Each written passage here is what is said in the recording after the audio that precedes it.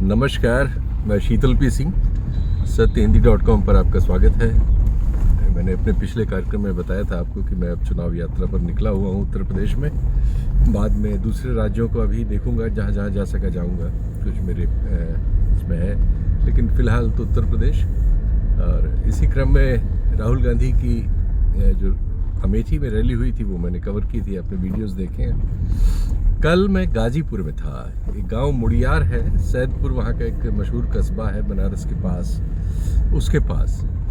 तो वो मुड़ियार गांव में दरअसल हम लोगों के एक जानकार और एक राजनीतिक आप कह सकते हैं जिन्होंने लंबी राजनीतिक यात्रा की है, बनारस हिंदू विश्वविद्यालय के छात्र संघ से शुरू करके और बहुत सारे सामाजिक प्रयोगों में केजरीवाल तक, और बाद में केजरीवाल से भी नहीं उनकी बनी, तो उनके गांव में था, उनसे बातचीत हुई थी। तो उन्होंने और दूसरे समाज के काफ़ी लोगों को बुला रखा था और बात हुई। लेकिन वो एक शेर है बहुत मशहूर कि लाखों शिकायतें थी मगर उसके बावजूद गुजरी तमाम उम्र उसी बेवफा के साथ।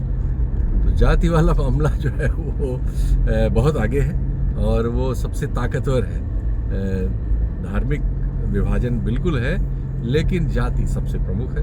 और बाकी जो कुछ हुआ, बड़ी मज़ेदार बातचीत है, बहुत सारी बातचीत है, बहुत शिकायतें हैं लोगों को, लेकिन पॉलिटिकल प्रेफरेंस का जब सवाल आता है तो फिर उसके आकर्षक होने के वजह दूसरी है, उसकी वजह दूसरी। तो देखिए ये वृत्तांत आपके सामने, ये बातचीत आपके सामने। तो सबसे शुरुआत करते हैं। सबसे पहले मैं यहाँ नौजवान भी है, कुछ अभी 9th में पढ़ने वाले एक बच्चे हैं यहाँ पर, और पिछड़ी जाति के बहुत सारे लोग हैं। एक शिक्षा मित्र हमारे पास हैं, और उमेश जी का तो मैंने परिचय कराया, और बहुत सारे लोग हैं। तो फिलहाल हम एक गांव में हैं, जो कि आप एक रिप्रेजेंटेटिव विलेज आप कह सकते हैं उत्तर प्रदेश का। और खैर रिप्रेजेंटेशन तो कभी पूरा नहीं होता, उसमें कमी रह सकती है, तो अगले प्रोग्राम्स में हम देखेंगे। तो सबसे पहले आपसे ही शुरू करते हैं। शिक्षा मित्र वाला इशू बहुत चर्चा में आता रहता है, बहुत तरह से आता है, मैं भी बहुत उसके नुआंसेस नहीं जानता। सिर्फ मेरे लिए वो एक खबर है कि कुछ लोग असंतुष्ट हैं जो भी स्थितियां हैं वर्तमान में, और उनका जो सवाल है वो हल नहीं हो रहा है लगातार, सरकार दर सरकार। शायद इस सरकार में खासकर बहुत बार वो लाठीचार्ज वगैरह के भी शिकार हुए, बहुत उन्होंने लंबे लंबे आंदोलन चलाए। तो आप ये कहाँ पोस्टेड है, इसी गांव में पोस्टेड है या कहीं और? अपने ही गांव में। अच्छा, प्राथमिक विद्यालय। अपना नाम जरा बताएं। मेरा नाम विवेक कुमार सिंह जी, शिक्षा मित्र पद आप पर नॉर्मल कार्यरत बोले हूं। वो कर लेंगे। और मैं अपने ही गांव के प्राथमिक विद्यालय मुड़ियार पे कार्यरत हूँ। जी, हम लोगों ने 2004 से हाँ, अपनी पूरी समय जो कहा जाए कि 2004 से हमारी नियुक्ति हुई है, जी, और इसके बाद बीच में अखिलेश सरकार जब आई थी हम लोग का समायोजन किया। ठीक, लोग कहते रहे कि नहीं इनको टेट किया जाए, लेकिन संगठन हमारा इस पे कायम हुआ कि नहीं भाई, आपको टेट करवाएंगे तो बहुत से लोग पास नहीं हो पाएंगे, लिहाजा विदाउट टेट आपको हम अस्थायी शिक्षक का दर्जा देंगे। और उन्होंने वादा जो किया था उसको पूरा भी किया। अच्छा, लेकिन पूरा करने का तरीका जो है, हाँ, जो शासन स्तर से लीगल रूप से होना चाहिए था, वो नहीं हो पाया। संगठन के विरोध में हम लोगों को बिना टेट के अस्थायी रूप से नियुक्त कर दिया गया। और इसके बाद इस पे तमाम तरह की चर्चाएं, बीएड वाले बीटीसी वाले अपना कोर्ट में गए, हाई कोर्ट, सुप्रीम कोर्ट, हर जगह से। लास्ट में हम लोगों का समायोजन जो निरस्त किया गया कोर्ट द्वारा। हाई कोर्ट या सुप्रीम कोर्ट? नहीं, हाई कोर्ट के द्वारा हुआ था ये, फिर मामला सुप्रीम कोर्ट में भी गया। इसके बाद जब सुप्रीम कोर्ट के चीफ जस्टिस दीपक मिश्रा जी थे, कई बार उन्होंने ये भी कहा कि शिक्षा मित्र 2004 से सेवा दे रहे हैं, उन्होंने प्राथमिक विद्यालय में फरसा चलाने का कार्य नहीं किया है, क ख ग पढ़ाने के लिए पीएचडी होल्डर की जरूरत भी नहीं है, इसलिए इनको अस्थायी दर्जा दिया जाना चाहिए। लेकिन अब चाहे सरकार का दबाव हो, चाहे राजनीतिक जो भी हो, विद्वेष हो, इस वजह से हम लोग शिकार हुए। चाहे वो सपा के हम लोग वोटर कहलाएं या फिर भाजपा अपना उनको ये जान गई कि इनकी संख्या ज्यादा है, इनको हटा देना है, जो भी है हम लोगों ने उसको भी सहन किया। फिर कुछ दिन बाद यही मामला है कि नहीं, अब आप लोगों को टेट क्वालिफाई करना है। हम लोग को 2 अटेम्प्ट दिया गया। कितनी संख्या है उत्तर प्रदेश में? 1,72,000 शिक्षा मित्र हैं उत्तर प्रदेश में। तो अभी उनको कुछ मिल रहा है या सब नहीं, जब शुरू में तो मानदेय मिलता था। शुरुआत हम लोगों की 1850 रुपए से होकर के, और मुलायम सिंह मुख्यमंत्री थे तो 2400 रुपए तक गया था। अच्छा। इसके बाद 2400 के बाद फिर हम लोगों का समायोजन जो है हो गया था अस्थायी रूप में। अच्छा। तो फिर 28,000 रुपए से हम लोग का सैलरी स्टार्ट हुआ, लेकिन महज 3 साल के बाद हम लोगों का समायोजन निरस्त किया गया। और फिर आंदोलन इस हुए। समय कितनी उम्र है आपकी? हमारी उम्र 42 है। और जब आपने शुरू किया था तब कितने तो के थे? समझिए कि 2004 से अब आज हो गया आपका 21, 15-17 साल से हम लोग करीब बात समझिए कि हम 24-22 साल से सेवा दे रहे हैं। अब आपको कुछ नहीं मिलता? मिलता है। कितना? अब वही, अब जब योगी जी आए तो हम लोगों का जो है समायोजन निरस्त हुआ, तो अब 10,000 रुपये उन्होंने मानदेय किया और फिर 10,000 करके एक हाई पावर कमेटी उन्होंने गठित की ठीक। कि नहीं, इनको जो यूपी टेट क्वालिफाई करेगा या वो सुपर टेट क्वालिफाई करेगा तो इनको अस्थायी रूप से शिक्षक का दर्जा दिया जाएगा। और 2017 में हमारे यहाँ एक राजनीतिक रूप से भारतीय जनता पार्टी की एक बहुत बड़े बहुमत की सरकार भी आई जी। तो इस दौरान एक किसान के रूप में आपका क्या अनुभव है? देखिए, किसान के रूप में अनुभव हम लोगों का पक्ष विपक्ष दोनों देखना है। तो बिजली नहीं उपलब्ध हो पाती थी, इसलिए हम लोग परेशान भी थे। ठीक। और आज 24 घंटे बिजली भी मिल रही है। ठीक। तो उससे हम लोग प्रसन्न भी हैं। ठीक। लेकिन अब पहले ये चीजें थी कि नहीं, अगर गांव में 10 लोग हैं तो 2 लोग कनेक्शन धारक थे, 8 लोग विदाउट कनेक्शन थे। ठीक।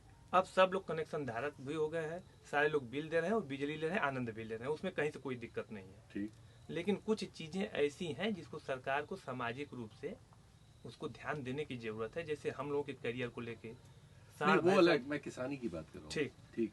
जो किसानी में आपकी क्या अनुभव है पिछले 7 सालों में, 5 सालों में? जी। थोड़ी सी महंगाई बढ़ी है। डीजल है, यूरिया है, डाई है।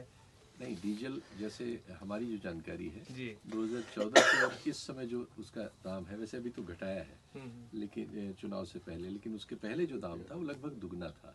तो क्या इतना कभी आपके जीवन में ऐसा अनुभव है कि इतनी महंगाई बढ़ी हो डीजल की? नहीं, कभी नहीं, पहली बार हुआ है। ज्यादा है? नहीं, बिल्कुल है। पेट्रोल, डीजल, 10 रुपया बढ़ा के 2 रुपया घटा देना है, इसको घटाना तो कहा नहीं जाएगा। जो चीजें स्थिति पहले थी वो चीजें हम लोग को चाहिए और उसी रेट में ये सुविधा चाहिए। एक और सवाल है किसानों के बारे में पूछा जाता है, आवारा पशु और जंगली पशु, जी। उसकी कोई समस्या इस एरिया में है? बिल्कुल है। अच्छा, किस चीज की है इसमें से? ये जो सांड है, बछड़े हैं, आवारा पशु। हाँ, गाय है। इधर जंगली पशु नहीं है? जंगली नील गाय पशु वगैरह? बिल्कुल है, वो भी है। अच्छा। लेकिन हम लोग अब चाहे नीली गाय हो चाहे वो सांड भैंसा हो, हम लोग लाठी लेके अपने पौरू से उसको हटा देते हैं। ठीक। यही हम लोगों का फायदा है। बाकी सारे लोग परेशान है। हम लोग कहीं भी जाते हैं क्षेत्र में तो खेती नहीं हो पाती है। अच्छा, ठीक है, लोगों से बातचीत शुरू करते हैं। आपका शुभ नाम क्या है? संतोष। संतोष सिंह। अच्छा, क्या करते हैं आप? खेती। खेती ही करते हैं? कितनी उम्र है आपकी? हमारे 48 साल। अच्छा अच्छा, यही सवाल मैं आपके पास ला रहा हूँ। पिछले 7 सालों में किसान के रूप में, खेतीहर है आप, क्या एक्सपीरियंस है आपका? आपकी कठिनाई बढ़ी है, आपकी इनकम बढ़ी है या आपको फायदा बढ़ा है? भैया देखा है, मन फायदा वायदा ना पड़ल, खाली नुकसान है बढ़ल। अच्छा, क्या क्या नुकसान हुआ आपका? इधर बढ़ा दो। डीजल बढ़ा देना, डाई का दाम 1200 का देना। ठीक। यूरिया रहल 50 किलो का, हाँ। ओके का देना 45 किलो। ठीक। रेट और तगड़ा। हाँ। अब गेहूँ बिका था 1800-1900। समय तो धान नहीं, तो 1900। धान 1900। हाँ वो सरकार जो देती है। हाँ, सरकार से। अब पूरा किसान तो दे ना पावन है, तो लाई ना पावाला। तो कितने % किसान दे पाते हैं और कितने % नहीं दे पाते हैं? अरे 10-15% दे पावन है, सबको ले ही ना पावन हो। मतलब 85-90% नहीं दे पाते? नहीं दे पाते हैं। बनिया लोग के देना 1400 के, 1500 के। 1400-1500 जाता हाँ। है। जी। तो ये पिछले साल भी यही था, इस साल भी यही है, लगातार धान का दाम 50 पैसा बढ़ावत हूँ। बस 50 पैसे? 50-60 पैसा बस। तो 14 रुपए का 50 पैसा कितना % हुआ भाई? मेरा ख्याल 10% भी नहीं हुआ। 1860 रुपये नहीं, 1860, 18 रुपया 60 पैसा पिछली बेर रहा। 3-4% के लगभग हुआ। जबकि आपके डीजल का और दूसरी बिजली का दाम वही है या बढ़ा है कुछ? बिजली तो बहुत आसमान का दाम है। कितना हुआ? ना दुगना। बिजली दुगना हुई, डीजल दुगना हुआ, पेट्रोल दुगना हुआ, खाद नहीं लेकिन दुगनी। खाद दुगनी नहीं हुई, खाद में कुछ थोड़ा बढ़ा है। अरे खाद में 1200 के डाई का दाना। कितने की थी पहले? पहले तो 800 के रहल, 700 के मिलत रहल। अच्छा, लगभग ये भी नहीं, डाई का वजन हुआ, यूरिया कम कर। अच्छा, यूरिया का वजन कम के डाई के दाम बढ़े। हाँ 30-40% नहीं, 60-70% बढ़े आप। हाँ। ये कितना है? तो दोनों। तो सरकार जो ये कहती है और कुछ और चीजें की 2-2 हज़ार रुपए देती है किसानों को। 2000 में खेत जोता पाई 800 रुपया ट्रैक्टर वाले जोतत हूँ 1 बीघा। आपका शुभ नाम क्या है? हमारा नाम रवि कुमार कुशवाहा। अरे आप ये 2 लोगों की बात आपने सुनी, मैं किसानों से संबंधित चीजें पूछ रहा हूँ। कितनी उम्र है आपकी? हमारी उम्र 42 साल। 42 साल। क्या करते हैं? हम तो यही समरसेबल वगैरह सब लगाते हैं। अच्छा, टेक्निकल काम करते हैं। जी जी जी। यही सब। तो पिछले 6-7 सालों में और खासकर 5 सालों में समरसेबल लगाते हैं तो गांव के इलाकों में ही लगाते होंगे अपने आसपास चारों तरफ उसको टेक्निकल सपोर्ट देते हैं। तो क्या अनुभव है आपका? किसान की हालत बेहतर हुई है या कठिनाई बढ़ी है उसकी?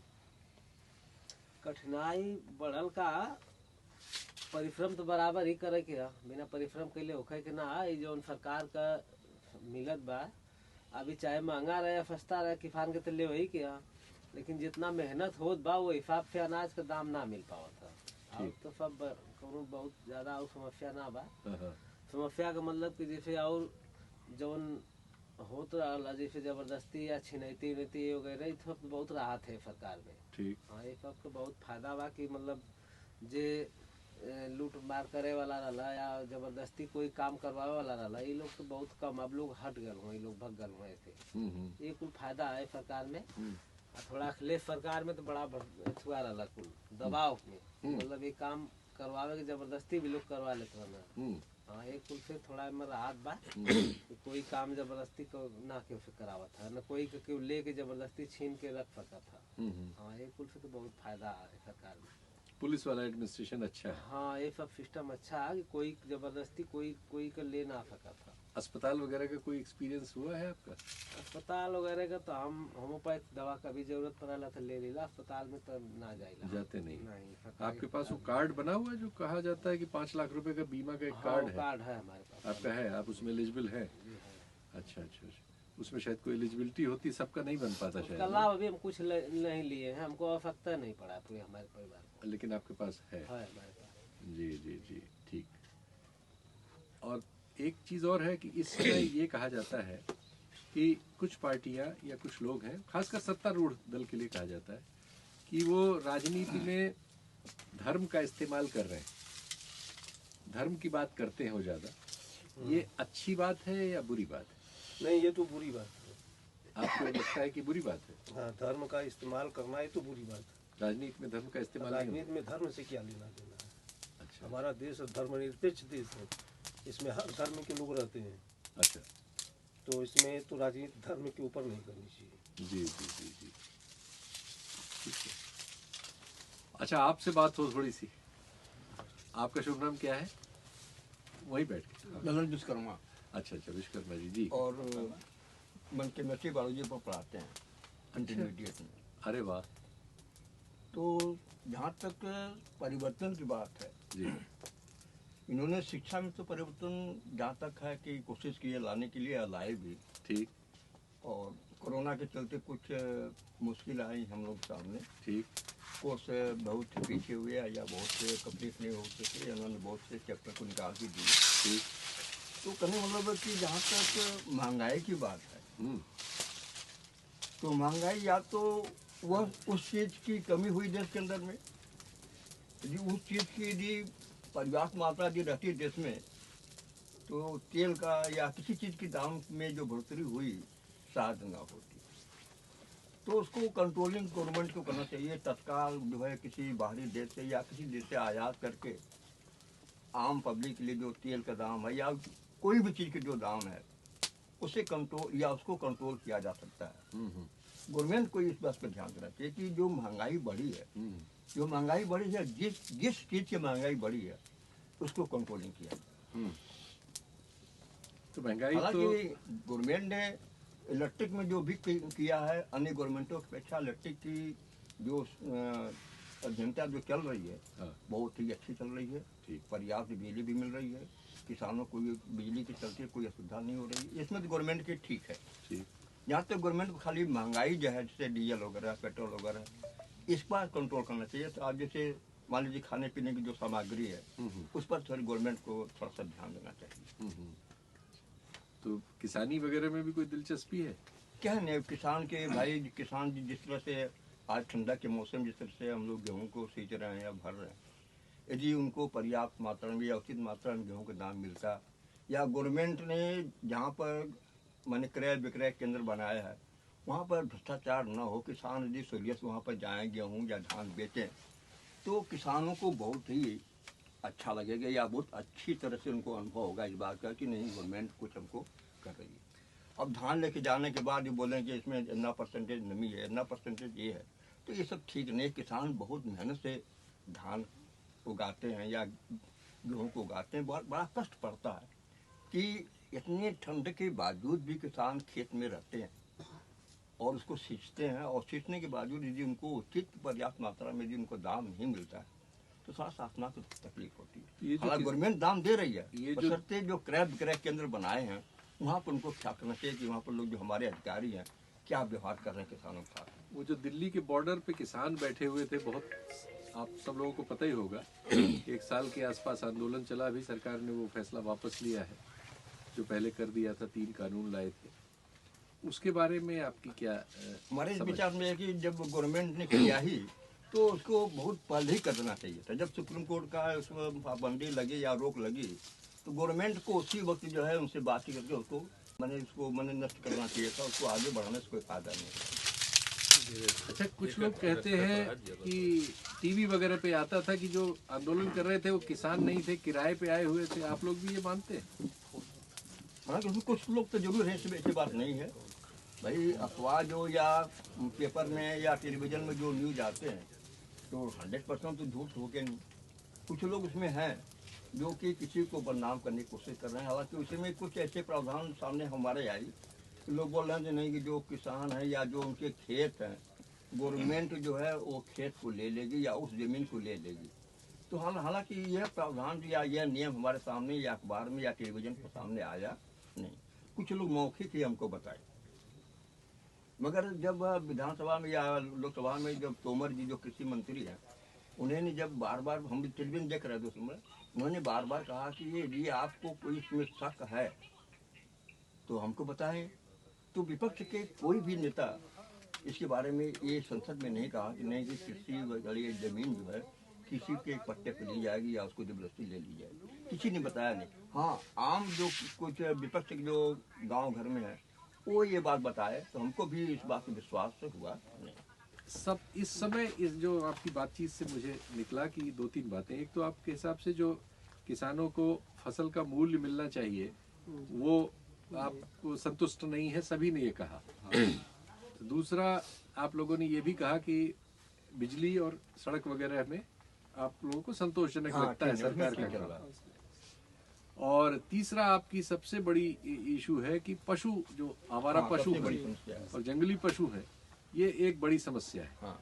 और एक बात सबने ही कही कि महंगाई एक बहुत बड़ा मुद्दा है, यही कहा ना? हाँ, अगर मैं समझा मुद्दा है ना, अभी समझाएगा कि बहुत बढ़िया मुद्दा है महंगाई। महंगाई बहुत 2500 बढ़िया रुपया मुद्दा बहुत बढ़िया कुंतल डाई होगा। अच्छा, डाई 2500? हाँ 2500। अरे बाप रे, सरकारी दाम क्या है? सरकारी दाम बता रहे हैं। सरकारी दाम 2500? हाँ 2500। अरे अब गांव को सड़क से जब आप आए हुए हैं तो देख लो हैं कि सड़क का गेहूँ क्या खरीदत हूँ 19 रुपया। जी जी जी जी जी।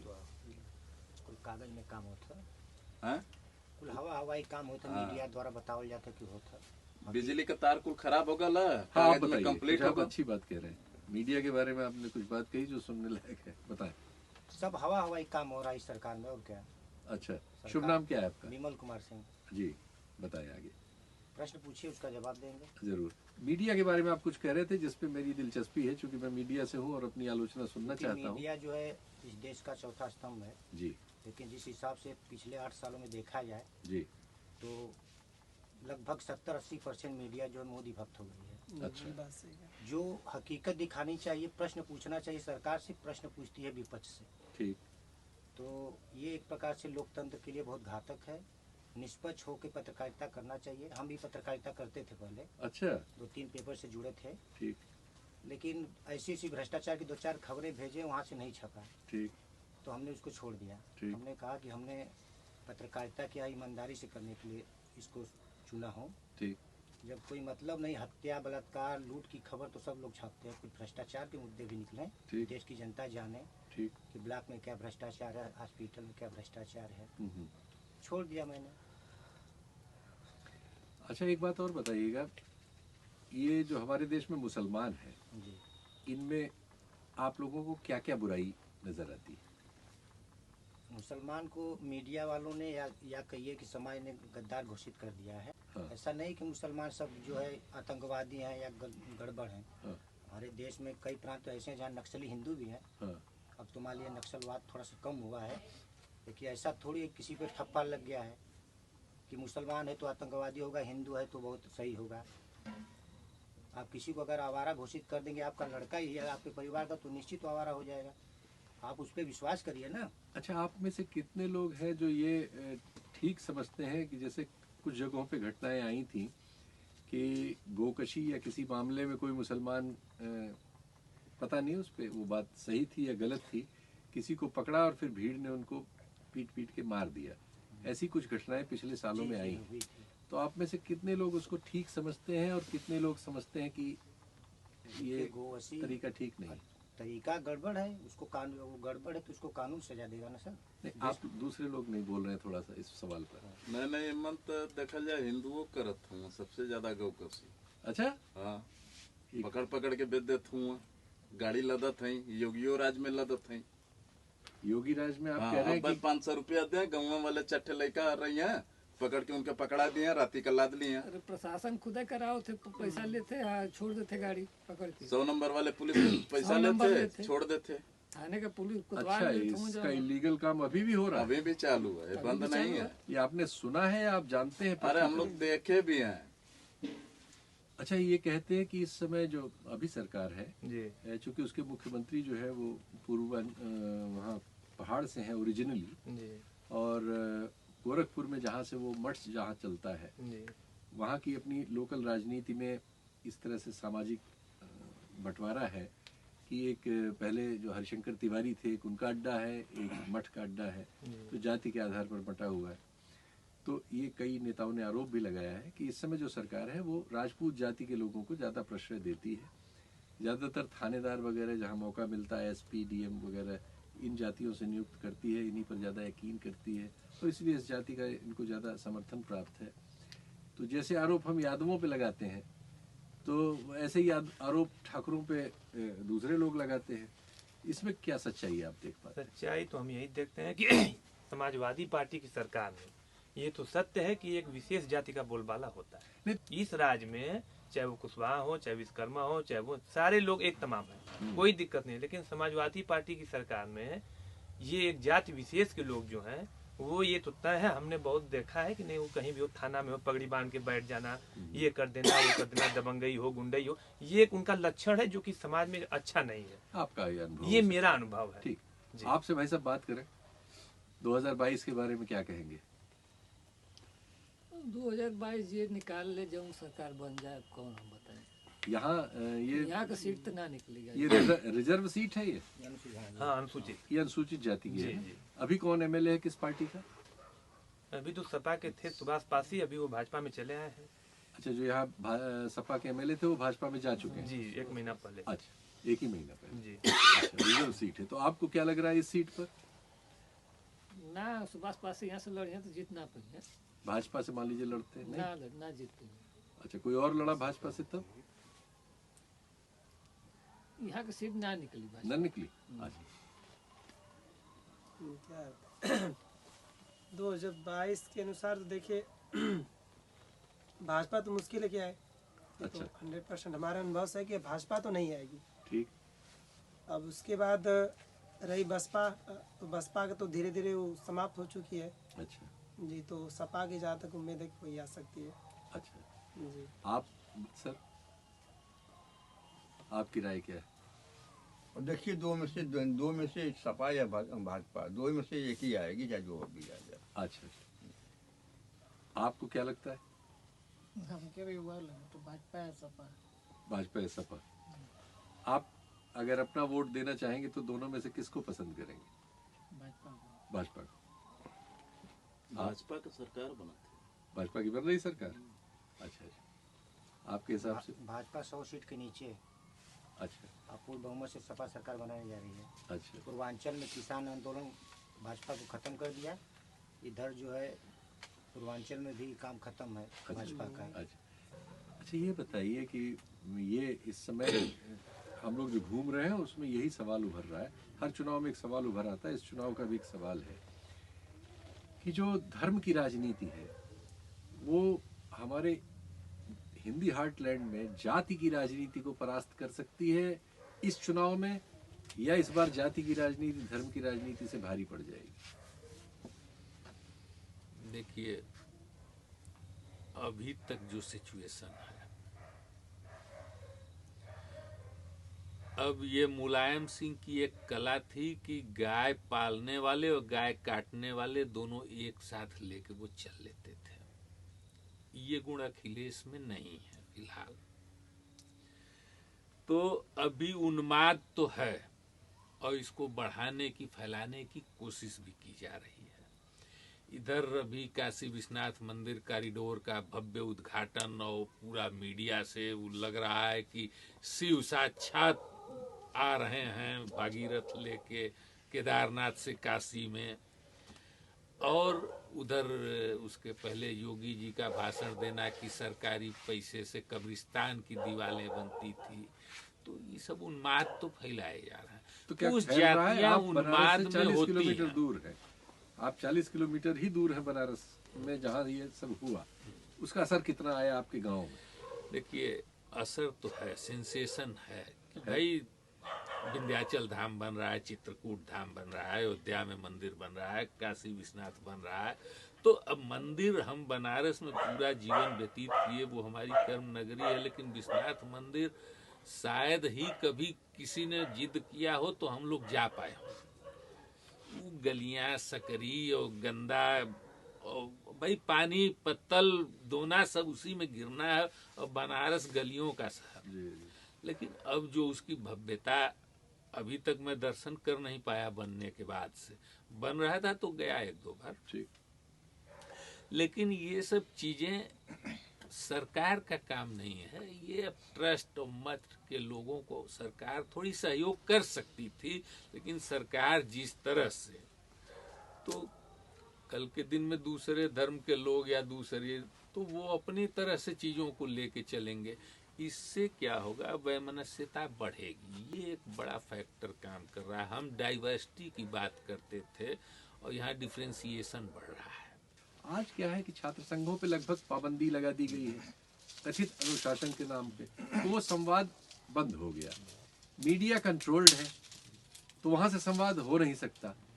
तो समाज में ये संवाद खत्म हो रहा है जिसमें आप उस खतरे की बात कर सकें जो खतरा सिर पे नहीं है, अब सिर के ऊपर बैठ गया है।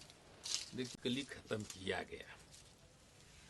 आप ये समझिए कि छात्र संघों को भंग करने की एक साजिश थी, क्योंकि छात्र राजनीति से पहली बार 1967 में छात्र आंदोलन के चलते अंग्रेजी हटाओ बीएचयू छात्र संघ से एक आंदोलन की शुरुआत हुई, जिसके आगोश में उत्तर भारत 8 राज्यों की सरकार बदल गई थी।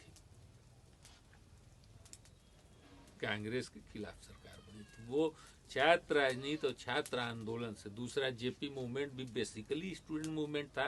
बीपी सिंह का आंदोलन भी स्टूडेंट्स के बिहाफ पे चला था, और स्ट्रेटेजिकली उस स्टूडेंट यूनियन को डिफंक करने की कोशिश, खत्म करने की कोशिश सारी सरकारों ने किया। तो क्या इकोनॉमिक इश्यूज पे इस समय इस देश में कोई आंदोलन होने की कोई संभावना बची है, या सब खत्म है धर्म और जाति के नाम पे? देखिए, धर्म जाति पे ही केवल छूट है, बाकी तो आप किसी तरह का मूवमेंट चला नहीं सकते। अभी 6 महीने के लिए सरकारी कर्मचारियों पे योगी जी ने कह दिया कि आप बंद, स्ट्राइक नहीं कर सकते। बाकी सारे यूनियन उन्होंने लगभग डिजॉल्व कर दिए गए बहुत तरह से। जैसे लिंग 2 कमेटी बनाई गई छात्र संघों पे प्रतिबंध लगाने के लिए, उसने छात्र संघ के चुनाव में उस हर तरह के प्रतिबंध लगाए हैं। सिर्फ लिंग को छोड़ के सारे प्रतिबंध ही प्रतिबंध है। कि मेल फीमेल दोनों लड़ेंगे, इतने प्रतिबंध नहीं है। लिंग छोड़ के लिंग 2 ने सारे प्रतिबंध छात्र संघ चुनाव में लगा दिए हैं। तो अब अभी उस पे न कोई कानून बना, न संसद सोचती है, न यूनिवर्सिटियां सोचती हैं। कैंपस में पहले वाइस चांसलर आते थे, यूनिवर्सिटी वेलफेयर में उनकी एक थिंकिंग होती थी। आज वाइस चांसलर आते हैं, एचआरडी के प्रति उनकी क्या ड्यूटी है इसको पूरा करने के लिए। आप जितने भी डेवलपमेंट की चीजें देख रहे हैं, सड़कें बन रही हैं, लोगों को लगता है बड़ी फर्राटेदार है, लेकिन हम आप जानते हैं कि ये हमारे आपके पैसे से बन रही है, ये लोन लेके बैंक से बन रही है और टोल से इसका पेमेंट होना है। यहाँ से हम जाते हैं 2 रुपए 2.5 रुपए किलोमीटर टोल लग रहे हैं, आप विश्वास करेंगे? नहीं विश्वास नहीं, हम तो आप जाते चल हैं रहे हैं नोएडा। ना।